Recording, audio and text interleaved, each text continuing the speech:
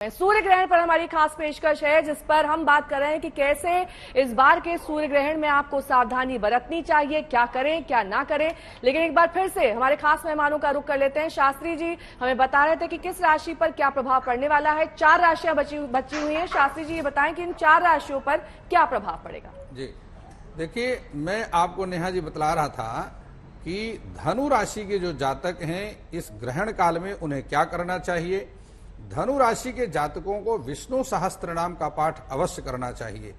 और इसके उपरांत जो मकर राशि के जातक हैं इन्हें शनिदेव मंदिर में जाना चाहिए। ग्रहण के उपरांत शनिदेव का तेल अभिषेक करना चाहिए और कुछ समय बैठ करके शनिदेव के बीज मंत्र का जाप करने से लाभ होगा। कुंभ राशि के जो जातक हैं इन्हें शनिदेव के मंत्र का जाप भी करना चाहिए और हनुमान जी के मंत्र का जाप भी करना चाहिए। ऐसा करने से इनमें किसी प्रकार की जो दुष्प्रभाव है ग्रहण का वह समाप्त हो जाएगा। साथ ही जो मीन राशि के जातक हैं, यदि किसी के द्वारा गुरु मंत्र का इन्होंने ग्रहण किया हुआ है तो इन्हें अपने गुरु मंत्र का जाप श्रद्धापूर्वक, निष्ठापूर्वक और विश्वास पूर्वक करना चाहिए। सभी राशि के जातकों को ग्रहण के अंत में स्नान करना चाहिए और स्नान करके जो ग्रहण के दान है अपनी अपनी राशि के अनुसार उन्हें दान में देना चाहिए। मेष राशि के जो जातक हैं उन्हें लाल वस्तु का दान करना चाहिए। वृष राशि के जातकों को सफेद वस्तु का दान करना चाहिए। मिथुन राशि के जो जातक हैं उन्हें हरी मूंग का दान करना चाहिए। कर्क राशि के जो जातक हैं उन्हें सफेद वस्तुओं का दान, सफेद वस्त्र का दान करना चाहिए। इसी प्रकार से जो सिंह राशि के जातक हैं उन्हें गेहूं का दान करना चाहिए। कन्या राशि के जो जातक हैं उन्हें गौशाला में जाकर के हरी घास गौओं को खिलाना चाहिए। और तुला राशि के जो जातक हैं उनके लिए विशेष रूप से हरी वस्तु का दान, सफेद वस्तु का दान, दूध इत्यादि का दान उन्हें अवश्य करना चाहिए। साथ में जो वृश्चिक राशि के जातक हैं इन्हें लाल रंग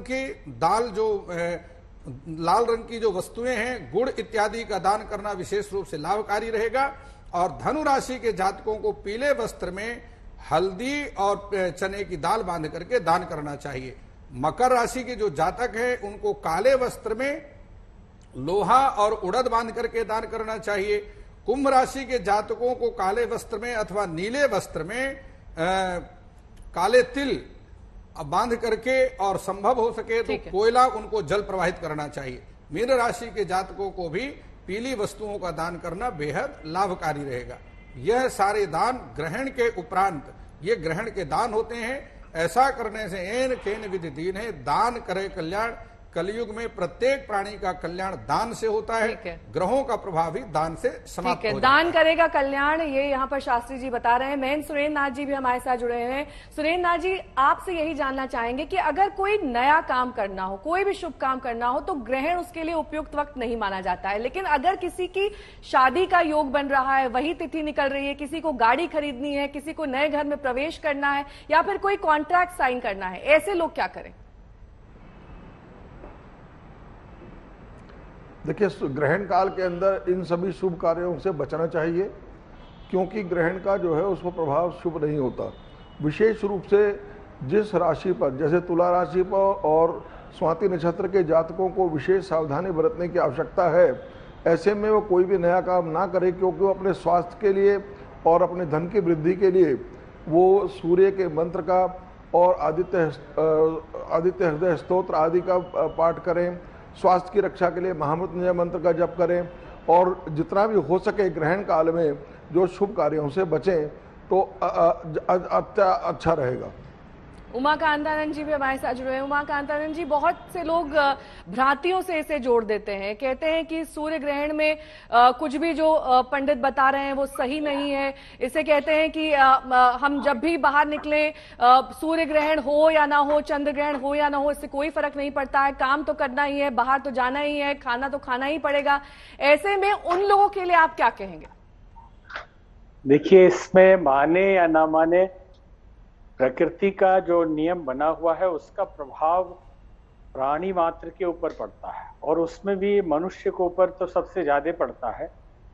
और इसमें खाना खाने या ना खाने का जो मतलब है, कई बार आप देखिए स्वाभाविक रूप से हम सहज ही कई बार गुस्से में आ जाते हैं और कई बार परिस्थितियां ठीक रहते हुए भी उदास हो जाते हैं। ये सब ब्रह्मांडीय किरणों का प्रभाव हमारे 6 चक्रों पे पड़ता है। अगर इन चक्रों को शांत रखा जाए और ग्रहण की स्थिति में भोजन न किया जाए या कम किया जाए तो स्वास्थ्य के लिए भी लाभकारी है और आध्यात्मिक रूप से भी लाभकारी है। इसलिए कहा जाता है कि रविवार को आप कम खाएं, क्योंकि सूर्य का सीधा सीधा प्रभाव होता है। तो बिना किसी साधना के भी आपकी आध्यात्मिक ऊर्जा उन्नत होती है और जगह पे पहुंचती है, आपका स्वास्थ्य खराब नहीं होता है।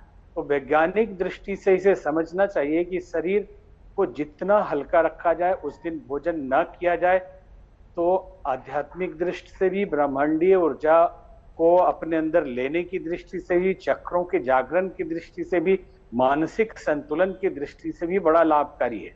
अब किसी बात को बोल दें कि ये तो अवैज्ञानिक है, ये तो पंडित जी लोग बोलते रहते हैं। हाँ, यहाँ ये जरूर है कि हर बात से डर ना जाए, डरने की जरूरत नहीं है। हमने पहले भी ये वक्तव्य दिया कि ये एक अवसर है।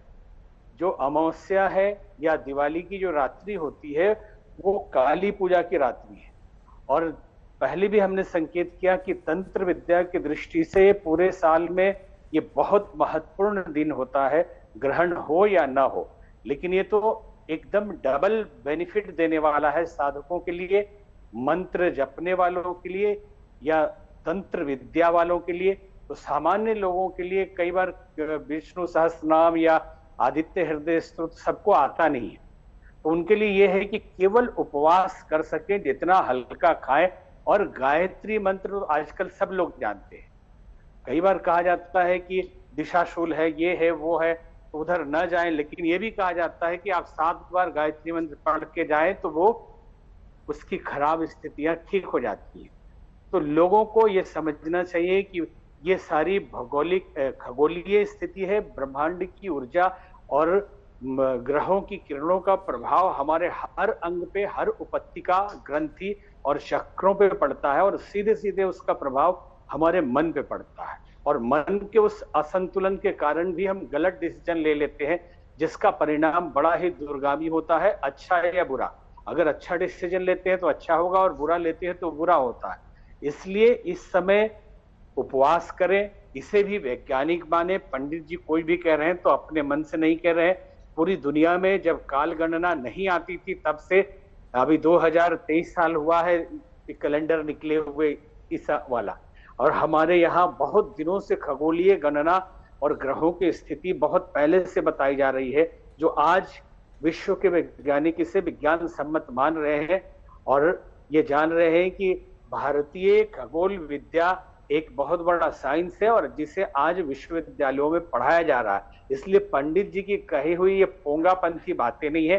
हाँ, ये जरूर है कि हर बात से भयभीत न हो, डरे नहीं, उसे वैज्ञानिक तरीके से देखें, मनोबल बढ़ाए रखें, साधना करें, संयम बरतें, स्वस्थ चिंतन करें, उस दिन स्वाध्याय करें, अच्छे पुस्तकों का पाठ करें, और मानसिक स्थिति को सही करने के लिए कुछ मेडिटेशन करें, ध्यान लगाएं और भगवत भजन। इसमें सबसे बड़ी चीज है, मंत्र तंत्र अगर नहीं आता है तो आप प्रार्थना करें। भगवान हर भाषा सुनता है, हर भाषा उसके लिए समझने वाली है। इसलिए प्रभु से प्रार्थना करें कि हे प्रभु, आपकी आने वाली ये ऊर्जाएं हमारे लिए सकारात्मक हो, हमारे शरीर की नेगेटिव ऊर्जा निकल जाए, हम स्वस्थ हो, सानंद हो, हमारी परिस्थितियां भी अनुकूल हो जाए।